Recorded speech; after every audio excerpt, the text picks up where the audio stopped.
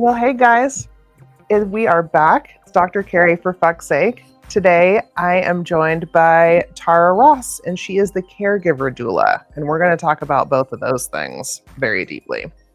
But to introduce her, she is the founder of the Caregiver Doula and is an ex-military spouse who transformed her own journey as a veteran caregiver into a mission to support the 53 or more million unpaid caregivers across America. Think about that, 53 million that are not getting paid, who are taking care of people way over full time.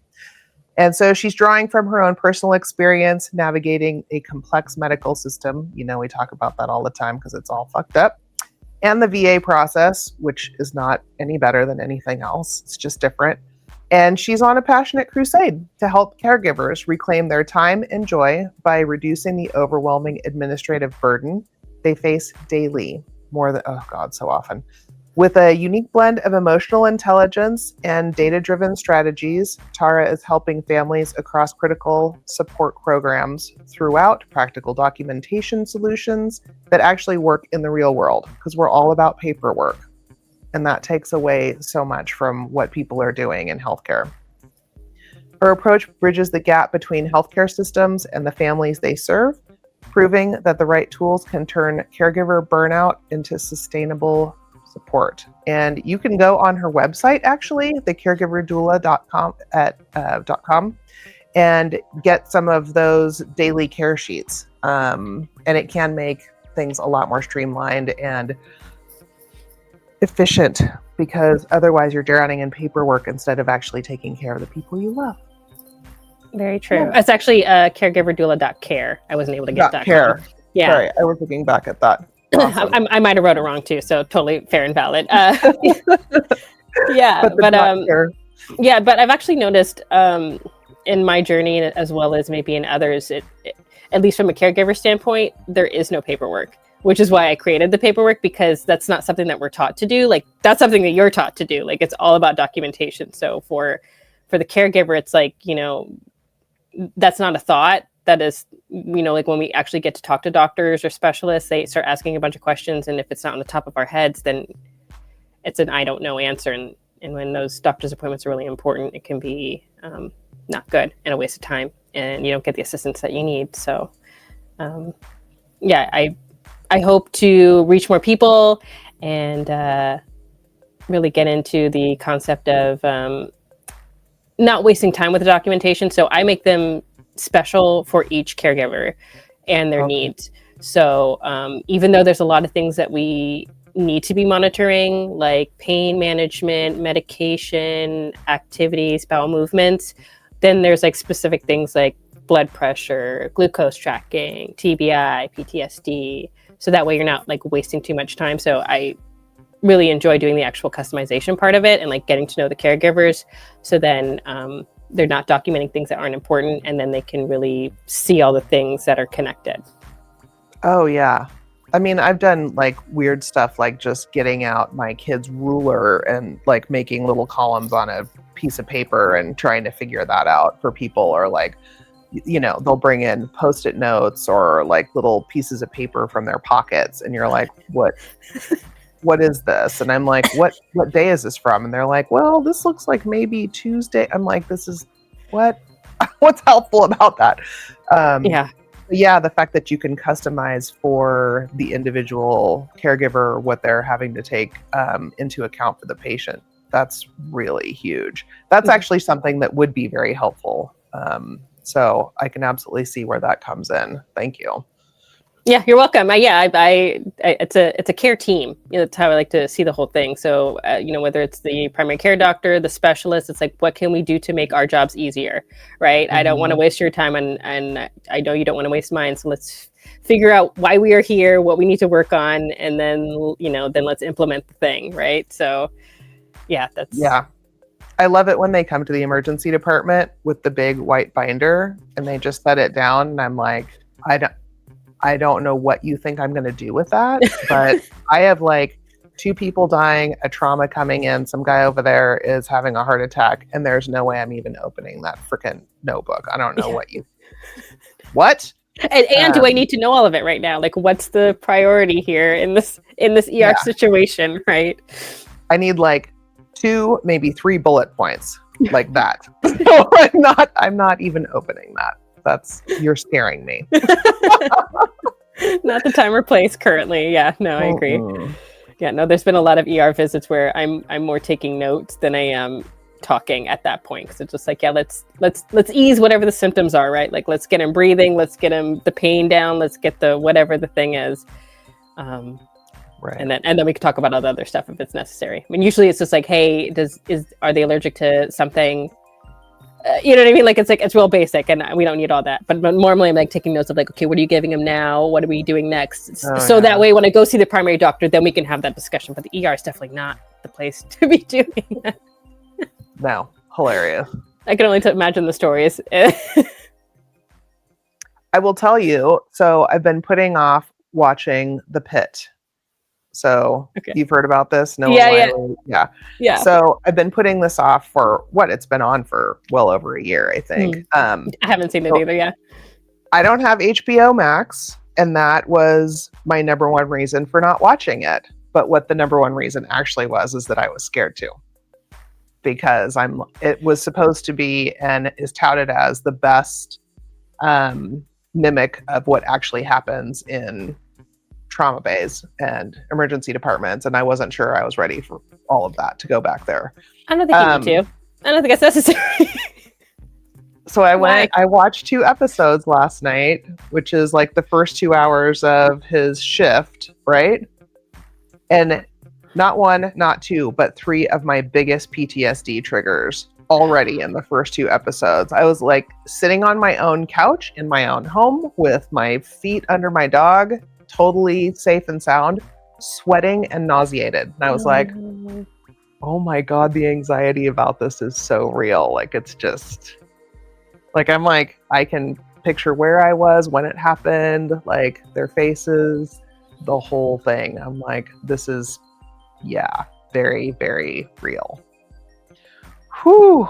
No, are you going to continue watching it now, or is it now some type of exposure therapy for you? Or I think maybe it is a little, like, I've worked with my therapist a lot on this, and we've dialed down the spiciness in thinking about those things, but it's very clearly still in there. And my heart was pumping last night. I was like, yeah, I totally remember this, and I am so glad that I stepped away from it. Yeah. Speaking of caregiving and taking care of yourself. Yeah, absolutely. That's part of the self-care journey, for sure. Yeah. So let's talk about the word doula, because I feel like a lot of people don't understand what that denomination is.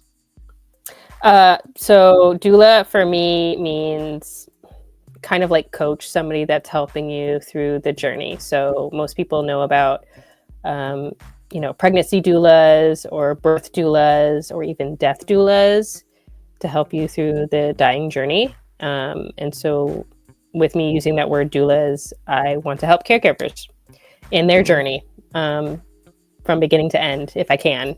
Very rarely is that the case. Usually I kind of catch them towards the end. But either way, the intent is like, this is a part of life, right? Just like death, just like possibly pregnancy. Like, it's just a life journey. So, taking it with that in mind, my concept is it's sometimes spiritual, sometimes not, but obviously that's part of the journey as well. So kind of keeping all those things in mind, looking at relationships with whom you're caring for, your family, how are you caring for yourself so that you can better care for them. And just kind of getting all those points so that way when they come out of it, that it's not this big problem, like you're not lost, because that is something that happened to me in my journey while caring for my ex-husband. I completely lost myself. There was a lot of signs that I should have paid attention to that I wasn't, because I just wanted to keep going, not realizing that that was actually not what you're supposed to do. So I had a couple panic attacks. I started getting some illnesses. I was not communicating as well as I should have with the veteran, with the hospitals, just all the things. Just all my relationships were going downhill. My family relationships were going downhill. And I had to make a lot of changes. The biggest thing that kept me on track and also pivoting was my actual care sheets, being able to document what was happening with my veteran or whomever I was caring for, because I also cared for my mother-in-law and my father-in-law. A lot of problems can occur when you start taking in the things that they are having to deal with. So once you start becoming too empathic, too hypervigilant, too aware, and you start intaking some of that stuff, then you start losing yourself. So by documenting that stuff when they have, issues, when they are in pain, when they are having anger, and, caregivers are great punching bags, unfortunately, because you're the closest thing to them. It's a lot easier if you can separate yourself from what they're going through than what's actually happening. So when they attack you and say, you're not doing enough, or I am in pain, or, all of these things that are not true, you can go back to your documents and say, look, I'm doing these things. This is what's happening to you. Or oh, look, you haven't eaten today. How about we eat something today? And then maybe you might feel a little bit differently. Or, oh, have you hydrated? When was the last time you took your medication? Right. So you can separate yourself from those situations instead of internalizing them. So those were big steps for me in getting out of that and finding a better balance between being a caregiver for them and then caring for myself. That's so interesting. Yeah. Going back to the data, to the hard facts, like this is how you're feeling, but this is actually what's been happening. Yeah. Yeah. And, both are obviously fine, fair, and true, but, to what extent, right? Like, I feel that, you're not doing a good job, but is that actually the case? Or is it just, your denial or, whatever the case is, right? Like the projection of it all, I guess. But, and then also, not even just between the patient and caregiver, there's dynamics of other family members, right? How are they reacting to seeing their loved one deteriorate? Then it's like, okay, well, why isn't she eating? Why aren't they drinking? Why aren't they doing the things? And as a caregiver, you understand that it's not necessarily your duty to do all of those things. They have to hold accountability as an adult, right? To do the things. They know what they're supposed to be doing. So, you can encourage them to do things, but if they're not wanting to do those things, you have to, again, have the balance of, encouraging, but then allowing them to do the things, and then dealing with family members and how they're going to react with that. And then there's also things like medical gaslighting, where doctors don't want to listen to what you have to say or don't believe you. And so when you come with data, it's a little bit harder for them to dismiss something that is a concern, especially when it comes to like chronic pain, TBI, PTSD, things that aren't visible. Having that data helps bring a lot of clarity to all parties, really, patient, caregiver, and the doctor. So, that happens between physicians as well. I will tell you, I would call, say, cardiology and be like, I don't know what's going on with this patient, but they can't go home and they need to be admitted and you need to see them. Thank you.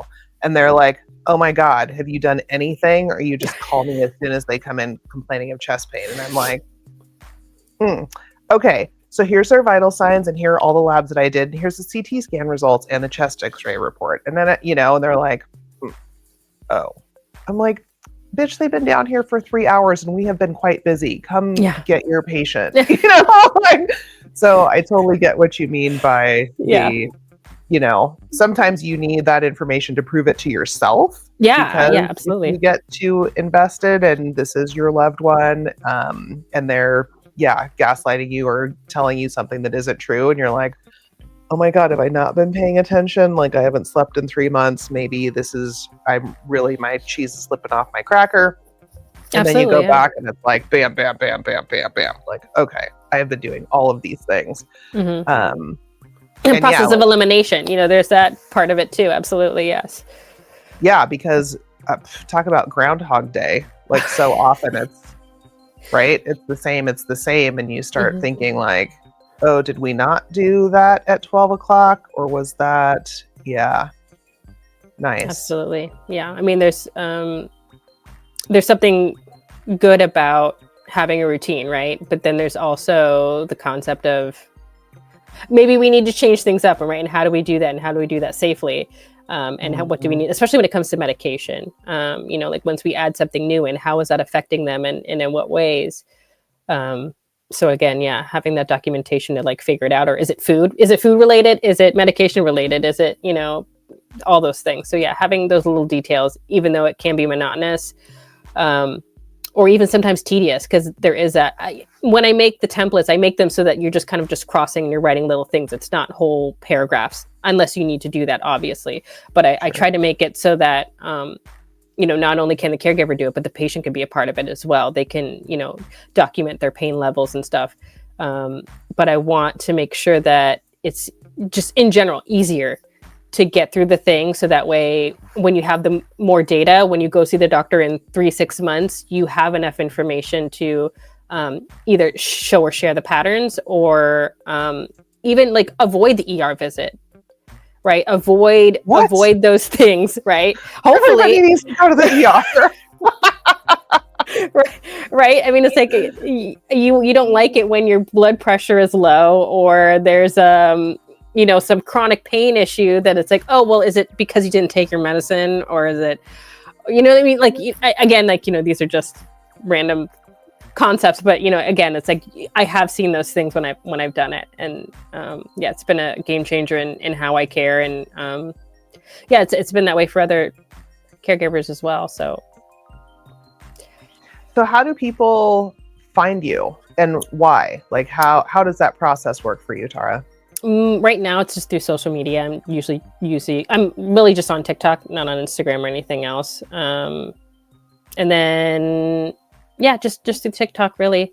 They'll DM me. I'll answer questions. So if anybody has any questions or they feel comfortable doing it, mostly dealing with VA caregivers, because there's a process of getting service-connected disability, and then through the VA program, they have a program called the PCAFC program, where caregivers can get a stipend and insurance and services with that title that they can get, but that requires, the veteran to have a certain percentage, to have a certain amount of disabilities, or needs, ADL needs, assisted daily living needs that the caregiver provides.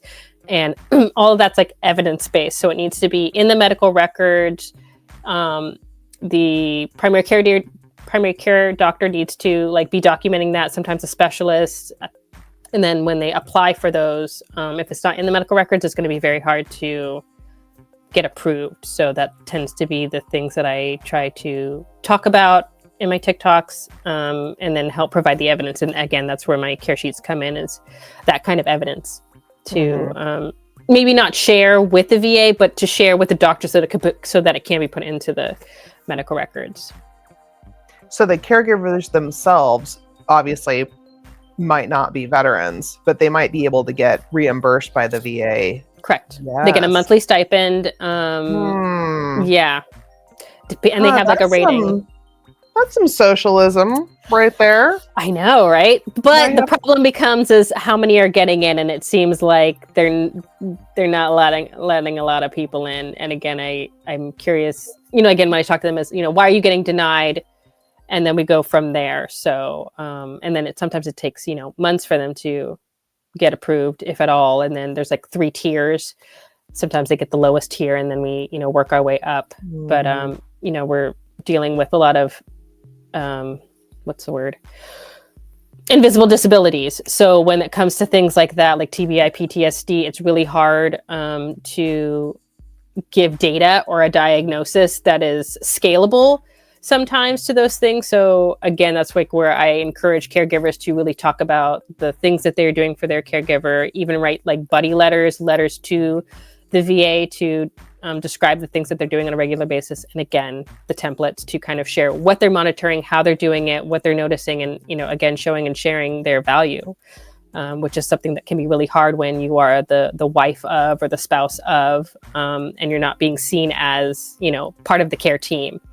So again, having the documentation can really help with feeling confident in discussing things. And then when it comes to getting service-connected disabilities, they speak in a totally different language than doctors would, or even, patients would. So understanding that kind of vocabulary is really important to, again, be approved, because a lot of doctors, from my experience, are just civilian doctors have their own practice somewhere else and are helping the VA with services, surgeries, things like that. So again, like they have no concept of service-connected disability or things that need to be written and how it needs to be written down. So there's been many times where I've had to like literally hand feed them letters saying, hey, can you read this and can you sign it? And if you don't like it, like please change it. But like I needed to say these things to make sure that we're getting this assistance. And they'll happily do it. But it's the helping thing, right? Help me help you? What can I help you with? And can I write this letter for you so that you can just read it and you can move on? Or, how can I teach you something about the situation so that it's not only helping me, but other veterans, things like that. So again, it's how can we collaborate with each other? We're all burnt out, right? I know doctors are burnt out. I know nurses are burnt out. I know I'm burnt out as a caregiver. So how can we help each other make it easier to do our job? So, yeah.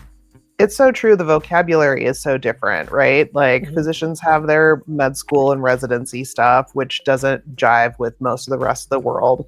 And that is completely enmeshed in whatever healthcare system you happen to be in, which is certainly not a swath. Like anytime you start at a different facility, everything's different. The vocabulary is all different. And so just that, and then to go into the VA, which is like tons of the disability language I know nothing about. I also work at a workman's comp clinic, and like I had to learn a whole bunch of new vocabulary and phrases for that. I was like, I don't even know what you're talking about. Like she sprained her ankle. What do you want? Yeah. But they're like, well, we need this and time off and reimbursement and blah blah blah. I was like, oh my god, whatever. So yeah, I can totally see, and you're right. So many of the physicians and providers throughout the VA system are there part-time, so they're civilians and they have never been connected to the military in any kind of way.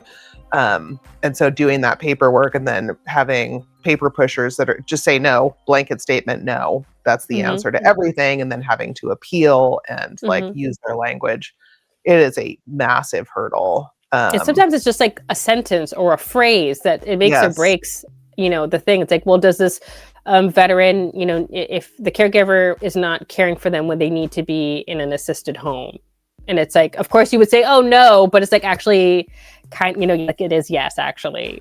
So I need to say yes, please, because otherwise it goes, but how would the doctor know that? Because you've only seen him for like, maybe 30 minutes. How are you supposed to get that kind of information, so... And it is that worth, that value, like, okay, well, the VA could be paying 4 times as much to have this person in a facility full-time 24/7. I am saving you a ton of money by keeping this person at home. But that's also where they want to be. And it's better for the patient oftentimes. And so, that should be reimbursed. And that is where I think socialism comes in really well. It's like, this isn't... It cuts some of the greed, of both time and effort and money. Like, absolutely. The patient is getting better care by being able to stay in their own home and be with loved ones instead of like stinky, smelly, the lights never go off, like everything's beeping and dinging all the damn time and driving people crazy. So caregivers should absolutely be reimbursed. And why is that not happening everywhere? I don't know. I'm looking forward to that changing and being a part of that somehow. I don't know how, but I'm working on it. I'm trying to get my fingers into, meeting some politicians, some Congress people. And I have in my caregiver journey, speaking again more on the veteran side and how they can help veterans. But, having that experience and the data that the VA gets, that does correlate with civilian world too. I mean, maybe not so much the PTSD, TBI stuff, but still, generally speaking, they have the ability and the knowledge to do so. So I'm looking forward to that going everywhere, especially for, doesn't matter what it is. I cared for my mother-in-law. She had cancer. So, I'm aware of how, what that looks like, the different kind of care that goes along with that, with, going to the many doctor's appointments that she did, to hydration, to, ostomy bags. That was a fun trip. Like things like that, things you kind of learn on the job. I mean, like any type of other care work, whether it's a newborn or an elderly parent, there's just some things you just learn on the job and you keep it pushing. And that's where I'm so thankful for like nurses too, who, help you as you go along. Like, this is how you do things. You should call this person, all of those things. And again, that's what's great about having a care team and not doing it by yourself is, being able to call on people, to ask for help, all those things. Oh, I definitely, my father passed away about 1.5 years ago of cancer. And, I'm the physician daughter. Like, I jump in and everybody's like, you can do all the things. And I'm like, I have never taken care of this specific, like, what? And so there was one night, what had happened? He had a feeding tube and it wasn't going in, and it had been hours, and he was getting, like, his blood pressure was going down. He was feeling like garbage and feeling weak and stuff like that. And I literally like FaceTimed, and I don't have an iPhone, so I had to borrow. It was crazy. I'm like, someone give me an iPhone. And I FaceTimed my best friend, who was an ICU nurse, who I knew would know all of the things. And I'm literally like up in my dad's face, like, like this. In his nose. Like this is what it looks like. Nose, and like, this is what I'm seeing in the back of his throat. And this is the machine. And she's like, okay, so disconnect this. And like, she talked me through the whole thing. And it was probably 9 or 10 o'clock at night. And like, are we just going to wait all night and he's not going to get fed? Or do we go to the emergency department? Like, this is why things happen, right? Yeah. And, to uproot him and get him to the emergency department in the middle of the night, feeling like shit anyway, like, oh my God. And I was so thankful, like, all of a sudden it starts running and he's not choking on this stuff and it feels better. And it was just, I've never seen this device before. Yeah, I'm a doctor, but we don't deal with all that stuff. I needed a nurse, So absolutely. You're so right. And just sharing all those resources, because I mean, even in the hospitals and the clinics, like, we are also taking care of our kids and our family members and whatnot at home. And so we might have gone through stuff that wasn't even a professional lesson. It was a personal lesson. It's like, oh, well, this is who I called. And this is, this is the link to the facility that was really helpful for me. And so I love that, like, the sharing, because I think caregivers do feel really alone and isolated. Like, you're surrounded by all these friggin' people all the time, but no one's going through your journey, your exact journey. No, and I noticed through mine and from hearing other caregivers, we're rarely recognized even in the office or in the again, we're just seen as basically the Uber driver, the daughter of, the spouse of, rarely are we recognized as a caregiver, and asking how we're doing and what kind of assistance we might need to even assist our patient, right? Like, do we need a Hoyer lift? Do we need a shower chair? Do we need, a ramp? Those things I have found that I needed to ask for. They weren't necessarily,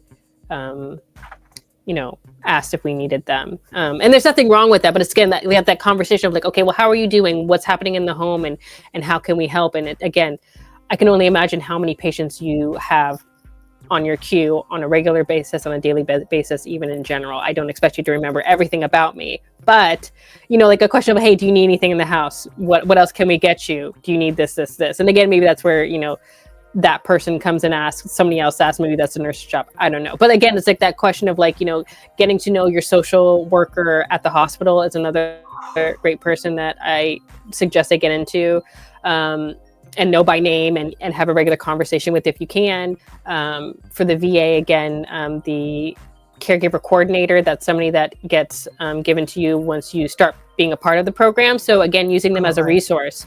There are a good amount of resources, but I find that even within the groups, they don't even know all the things. I mean, there's just constantly new laws, new programs, which is all great, but then it becomes very just too much. So again, trying to figure out like where you fit in, what kind of services you need based off the disability, things like that. But again, it's just about communication and also being okay with educating. Again, in your situation, just because you're a doctor, this concept of like, everything is kind of ridiculous. And so there's been many times I've had to tell the social worker, hey, did you hear about this program? Hey, did you hear about this? Again, as a, hey, I need your help. Can you help me sign this paperwork from the doctor? And also like something you could pass on to somebody else. So again, this kind of collaborative thing I very much encourage. And then again, calling people out. I'm a big advocate in that as well. I've used my care sheets to get some people fired, which I don't, what's the word? I'm not proud of it, but I'm also happy that the person that did those things is no longer assisting, because if you can't do the job, and I understand what it's like to deal with a PTSD, TBI veteran. It is not fun. But if you do not have the patience, if you cannot do it, maybe you should be doing something else with your time, because you yelling at them is not going to make it any different. You know what I mean? Like you're not in the situation. So yeah, that's not. So TBI is traumatic brain injury. Correct. So, yes. Yeah. Tons of like cognitive issues, personality changes, personality disorders, like super labile moods, memory loss, and coming back, and all the fun things. Crying, screaming, yelling, cussing out, sleeping too much, can't remember it, like no short-term memory, like screaming for a sandwich. I literally just gave you one 17 minutes ago. Like things like that are incredibly frustrating to deal with on a regular basis. Migraines that can last a very long time and can be very severe, and if you have appointments that need to be met, it can be very hard to make them on time, get through them easily, all the things. And again, that's where caregivers come in and sometimes have to speak up for them, and sometimes doctors don't like that, not understanding the situation, which is another thing I try to advocate, is like, can we get a pin? Can we get something that says, hey, I'm a PCFC caregiver, I'm getting paid by the VA, and please take me seriously and let me speak for the patient right now, not always, but just today, because it's kind of a rough day, or whatever. But I'm really thankful that with technology, though, that we can do things like this. We can have conversations online, telehealth, messaging each other, just to keep check up, let me know how things are going, or this medication is doing well, or no, it's not, can we stop it right now? And we don't have to go into the doctor's appointments for that. I super appreciate that kind of communication as a caregiver, to be able to, again, use my documentation to be like, hey, I'm noticing something, I don't need to come see you, but like, this is what I'm noticing, what should we do, can we come in or not, what should we do about that? And I know they appreciate it, as do I, in making sure that we are, again, on the same wavelength, that we're both doing what we can for the patient, and making sure that everything's okay. We don't have to go to the ER. We don't have to waste anybody's time. We can enjoy our lives without adding extra stress if possible. Well, yeah, because you don't have any more hours in the day than I do. And thinking about having to pack somebody up who might be really obstinate or feeling super icky that day, having a horrible headache, whatnot, having nausea, vomiting, whatever. Yeah. And like getting them into the car and going to the clinic where you may have just been days or weeks beforehand. Yep. And like, yes, there's an acute change and you need help for whatever that new situation is, but you don't necessarily need to be seen in person and waste all your time and effort doing that. Seriously, telemedicine has changed so much. It is not the nirvana. Like, I love when people are like, can you and I'm like, I cannot see anything in your eye. Absolutely not. And they're like, I think I have sinusitis. I'm like, I can't look up your nose. I can't look in your ears. I can't listen to your lungs. Yeah. I don't feel, and so there's some major limitations to it. Sure. Yeah. And valid, like there does need to be things that need to be done, in person, as it should be. And you do need to see the whole body, which again is what I really enjoy about my templates, is that you can see everything, right? You can see when was the last time you took the medication? How's their bowel movements? What was activity that was going on? Is that related to the pain level that they're at right now? Like, it's all connected. So yeah, they might say it's your nose, but like, is there something else going on in your body that you're not talking about that can also be connected, right? I mean, Google can only do so much, So right. I know. I saw this patient yesterday for workman's comp, and they had had a significant fall and had like 8 different body parts. And I was like, nope, we're done here. You need to be seen in the clinic. They're like, I don't really want to go in. I'm like, we can't do this. This is not safe. Yeah. I can't listen to your lungs. I can't tell what your ribs are doing. I need to put my hands on your knee. This is for your benefit. You need to go to the ER. That's going to be good paperwork for you later when you can't do your job properly because you still need to heal and like all the things. Like, and I get that. That's a problem I find with a lot of veterans. Depends on how long they've been out of service for, but like this, they've been trained to, work through the pain, right? This kind of constant kind of fight or flight. I need to do my job. And so to then go into the VA and be completely vulnerable, to share all of their, issues and feel comfortable with that and not feel unbroken or that it's not helpful, like training them to understand that like by you speaking out is actually the exact thing that we need you to do. Like you are still providing for your family by doing that. You're doing that exactly by being honest. The more honest you are, the higher rating you will get, right? And the more benefits that you and your family will get by being honest. As well, again, for me, the data. I want the VA to know everything that is going on with all these veterans so that they have a better understanding of like what's going on with all veterans. So, but yeah, just that transition of like having them understand that I think is something that I try to tell caregivers of like encouraging that talk and behavior so that they can feel more comfortable with it. Because again, it's rough and I understand that. So yeah, I don't think that people outside the healthcare system realize the data and the numbers that come out of the VA that get extrapolated through the rest of the society. Like it's simply numbers. Like the VA is able to collect millions and millions of data points under their, granted, totally dysfunctional EMR, but 100%, like the administration and the research and development that has overseen the VA for decades, that can often be the gold standard for what we're doing out in the community as well. Absolutely, and so you're right, like by the veterans and their caregivers being super open and vulnerable and honest about what's going on, that helps everybody because our entire society relies on that data and that statistic. Yeah. So I agree. Yeah, it's huge. And there seems to be this imaginary wall, like this is Kaiser, this is the VA, this is, Sutter, or whatever your healthcare system is, but like sort of the umbrella over it, for better or for worse, because the VA has also fucked up a bunch of things. But yeah, for better or for worse, the overlying like standard that people go into research and development with usually are numbers from the VA. Yeah, absolutely. Well, and not only that, but I mean, there's a lot of like I'm in Northern California, so like UCSF is really big in the VA at Fort Miley. There's a lot of college-based hospitals that are bringing their doctors in to either do research / help veterans / check out new types of therapies that might be helpful. So it's like we're working together. I just wish that there was a better way of communicating the evidence in a way that is beneficial for everybody. But I also understand that, when it comes to that kind of data too, it's like they want to keep it hush hush until they have the thing that they can sell or, share or put their name on or whatever. But at the same time, I wish that there was a little bit more of that kind of socialist, like we're all just trying to help each other. Let's get this moving quickly. Because I know they have it, but when there are certain types of therapy that they're not happy with, it kind of makes it hard. Like back in 2012, 13, 14, 15, opioids were kind of the best tool for pain management at the time.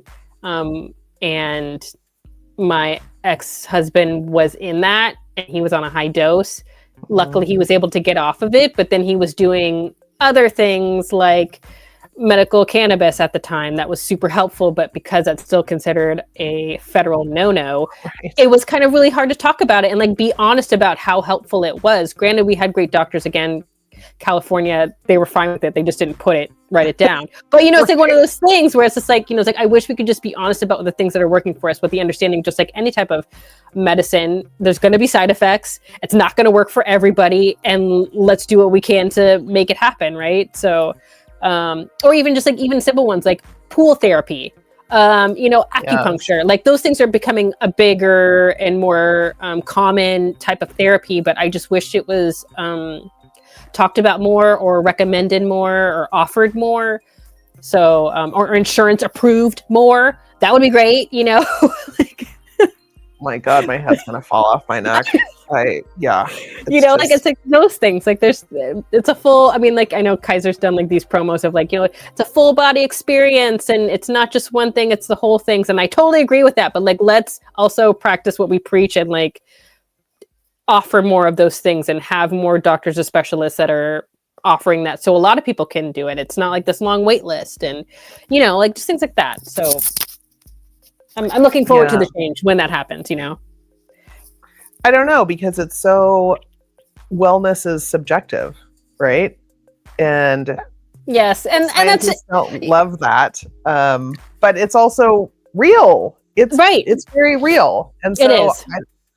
I don't know how to marry that. Not being, a research and development type person, I don't know how you put all of that together, and then tell a bunch of like super sciencey people who love numbers, this is the data, and this is, you should be giving people a break on their gym memberships or like Pilates or meditation classes, things like that. Like, why are we not doing more to honor that and realize that's how you end up saving money because money drives everything, in the long run, because people are well.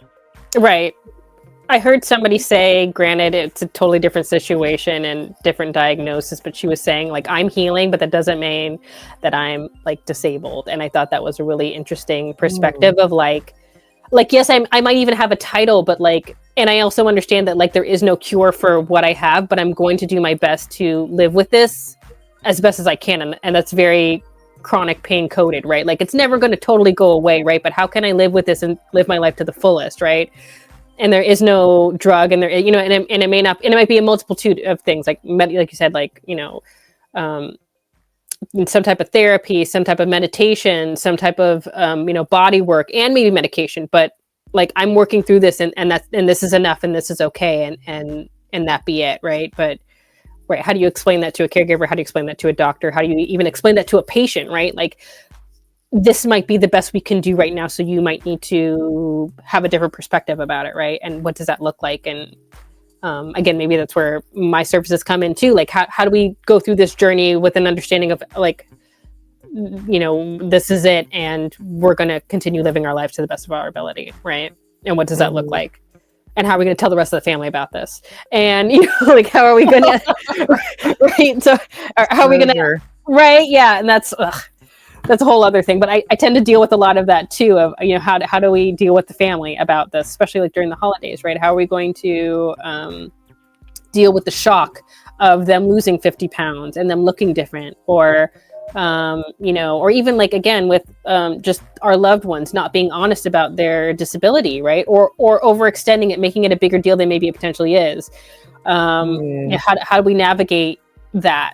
And again, that's where my data sheets have saved my life, because they'll say one thing and I'll be like, look, this is what's actually happening, right? So I'm not going to say that what they're saying is lying, but this is what I'm monitoring and this is what I'm seeing. So you do what you want at that information. I'm no longer a part of that. You figure that part out, right?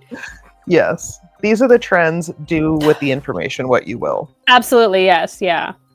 And again, that's really hard when emotions are high, and especially during the holidays, like that makes everything more spicy.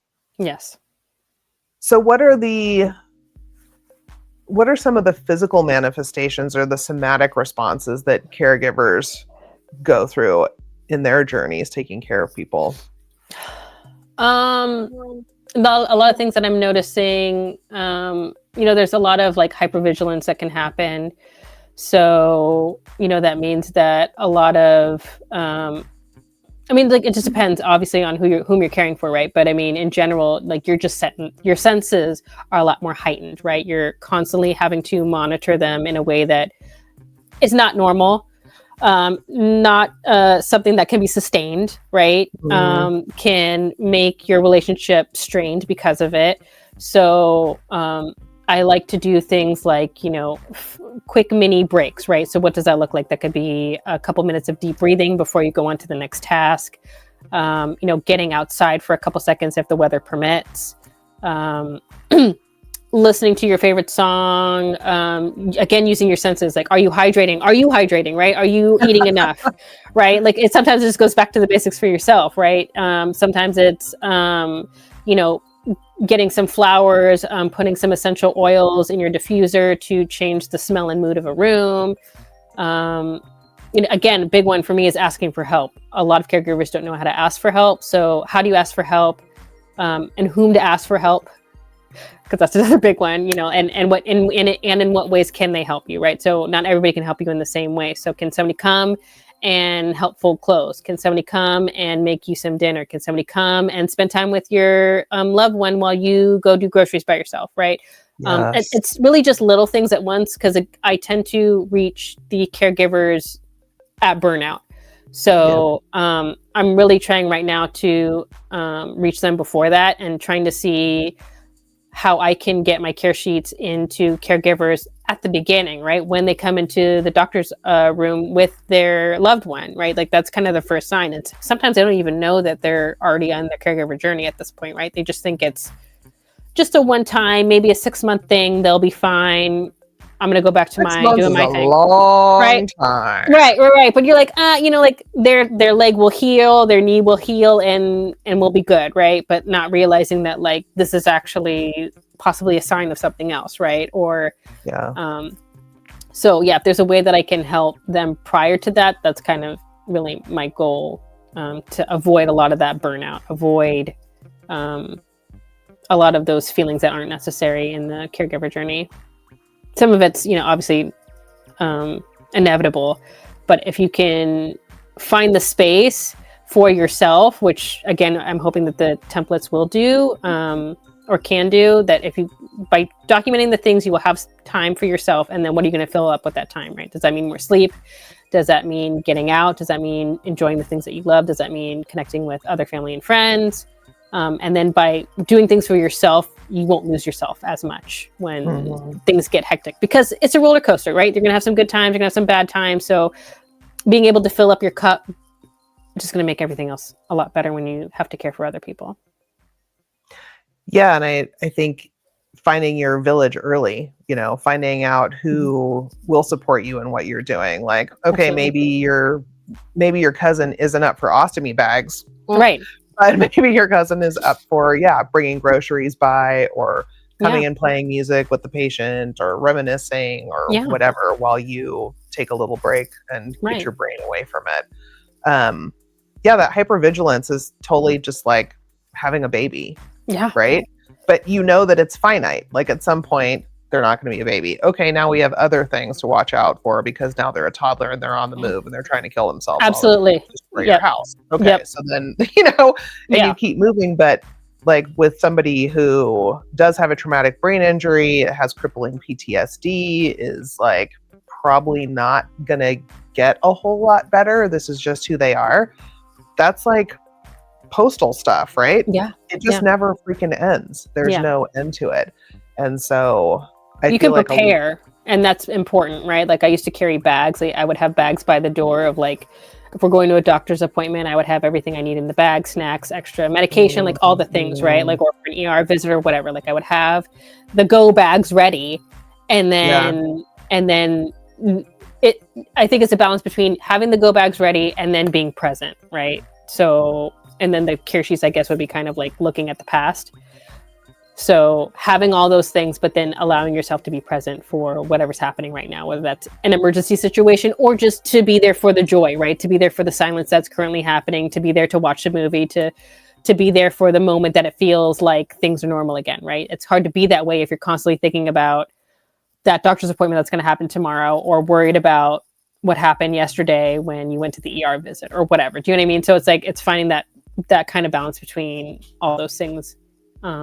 So that, again, you can enjoy your loved one in whatever capacity that is. Yeah, that's really beautiful. I mean, we don't even do that on a regular basis, but it's so much more necessary for you and the person that you're taking care of to be able to have those, like, we're taking some deep breaths together and we're connecting, and we don't have to actually pay attention to your disease or your condition for these moments. Like, it's just us. let's go for a walk. Let's take the dog for a walk. Let's go to the park. Let's go sit on a bench. Let's do something normal, right? Whatever that looks like. And again, that's where routine comes in really well. But yeah, like moving your body.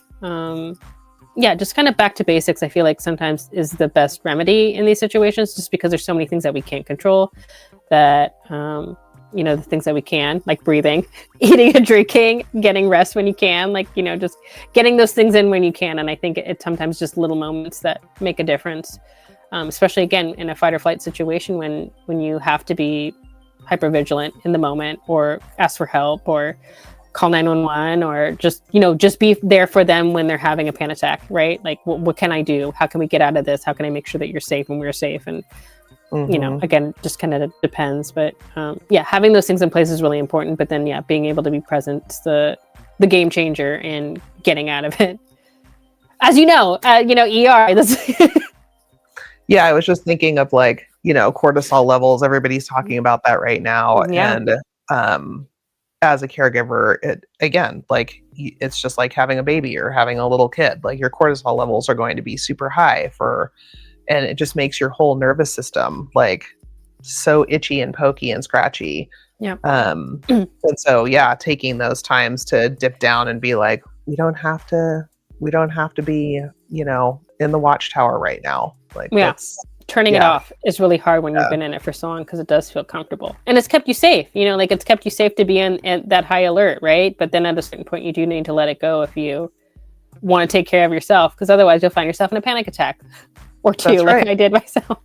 That's right. That's the breakdown. Yeah. Oh gosh.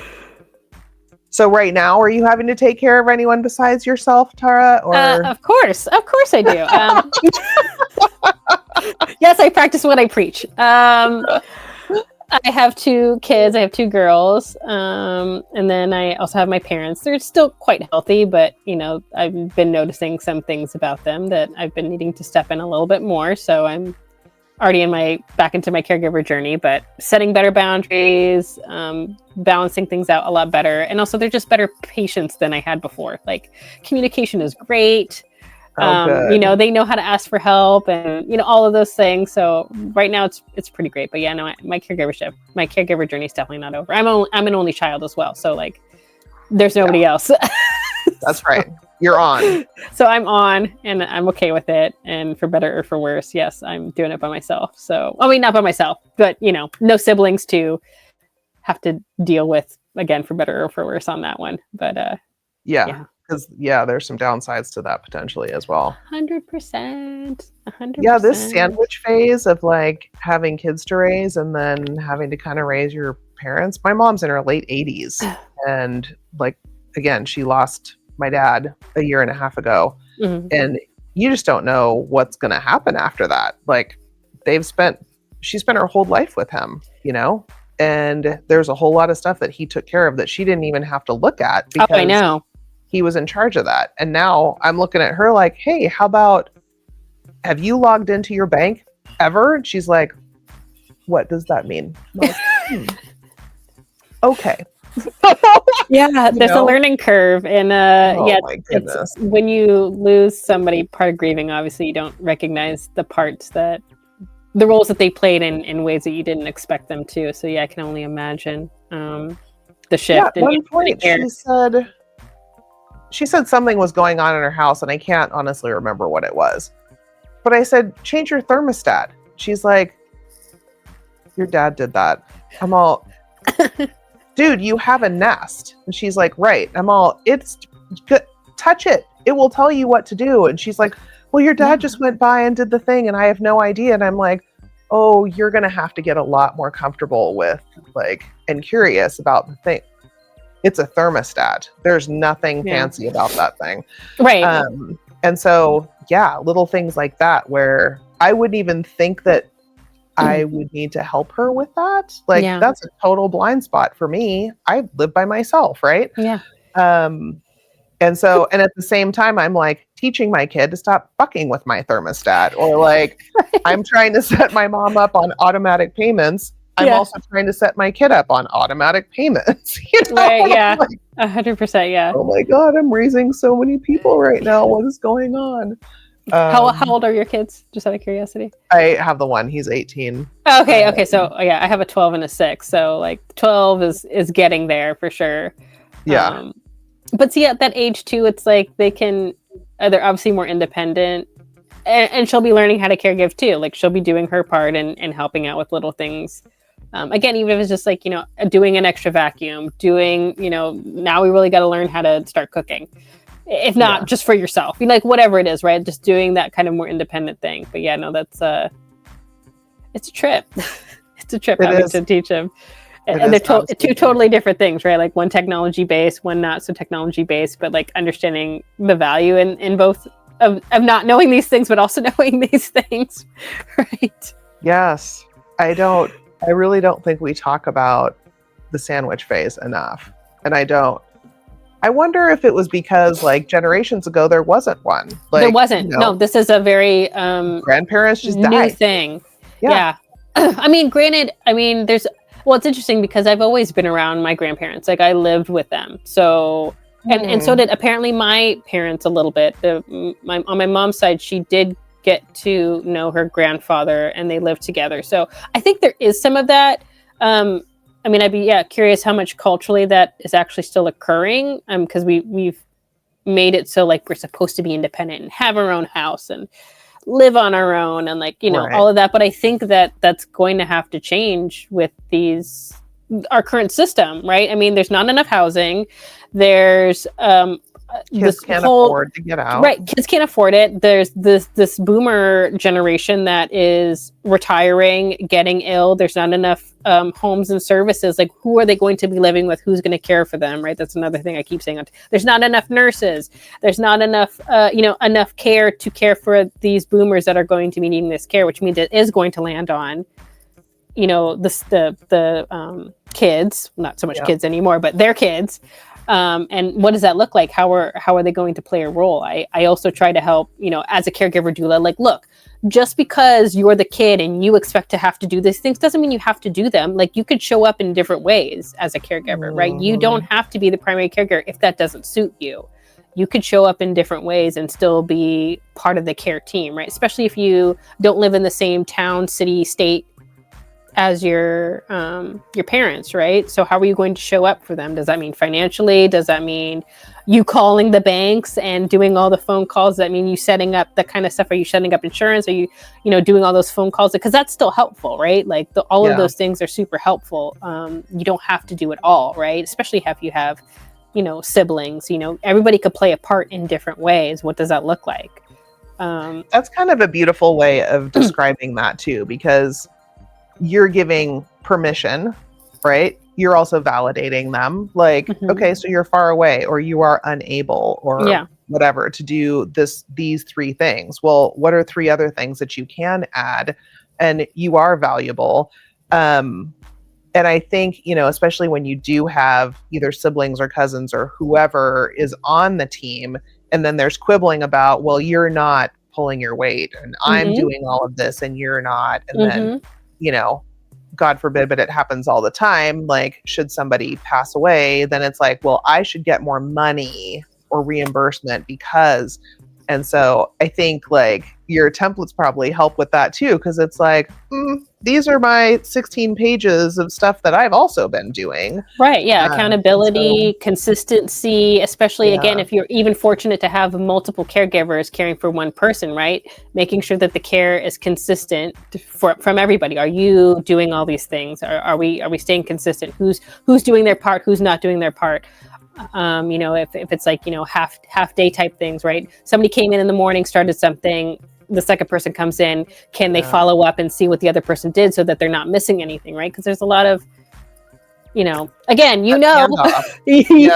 working in the hospital, like, one nurse comes in, they're done with the shift and now the next person comes in and to have that knowledge of what happened before. So you come in not blindsided is everything to not having your cortisol start at the beginning, like at least let's lay it wait, a little bit before we get to that level, right? No, there is no 1st through 5 gears. You just come in 6th gear and you better be on skates, like rocking and rolling. I don't like that. I don't like that for The anybody. handoff is definitely where like things fall through the cracks for sure. And like anything in caregiving, I mean, that's why like you do have to do all the documentation. And as much as like EMRs are painful and that learning curve was really tough to get everything in the computer, and you might have to stay after your shift longer to get everything in the computer, it's definitely better for patient safety, right? Because like Yeah, absolutely. you're supposed to write everything down that you did and what's expected. Like, okay, wait for these labs after the CT scan, then call the surgeon back and let them know what's going on or whatever. Whereas like that patient might sit there for 3 hours because the new doc has no idea what the heck we're waiting on, what's supposed to happen next. Right. And so, yeah, with multiple people on a caregiving team, it's like, who actually did do lunch duty, or who actually did give these medications, or when was the last don't forget time about laundry, or to change the sheets, or when the last time they had a bath, or brush their teeth, or, you know, whatever. I mean, like, you know, right. The care is endless, right? But the concept is making sure, that we could all be communicating well enough to avoid more problems. Mm-hmm. And that's, again, what I hope for, because it's already stressful enough. So how can we make this any better? And like I said, I feel like documentation and data is the start of it. It's just the start of it, right? Then there's, okay, well, what are we going to do with this extra time that we've created for ourselves, right? What are we going to fill that with? And I hope it's some type of joy, right?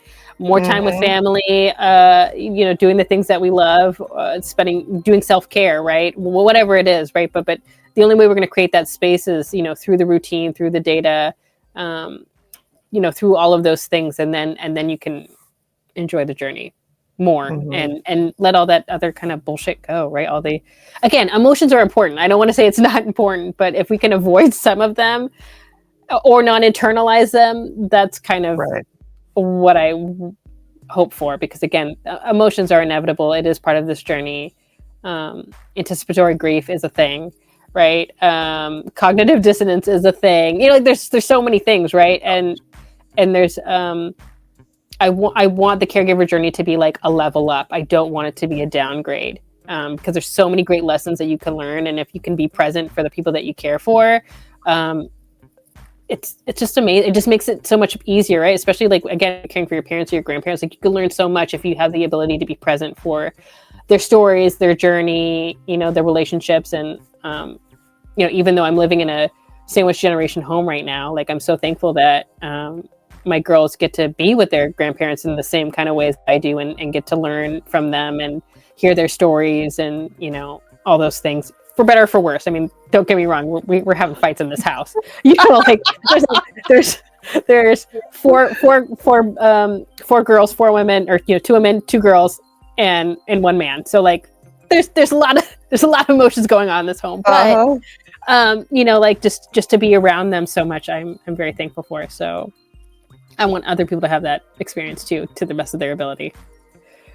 Well, I think you're setting people up for, you know, as much success as you can have under really difficult circumstances. So Tara, thank you so much for what you do. And thanks for joining me today. I learned a ton. And I think it'll be really valuable information, because Frank, we're all going to get there at some point. Like, we're all either being taken care of or caring for other people. That's what it means to be in society, right? Absolutely. Thank you so much for your service, both professionally and with your family.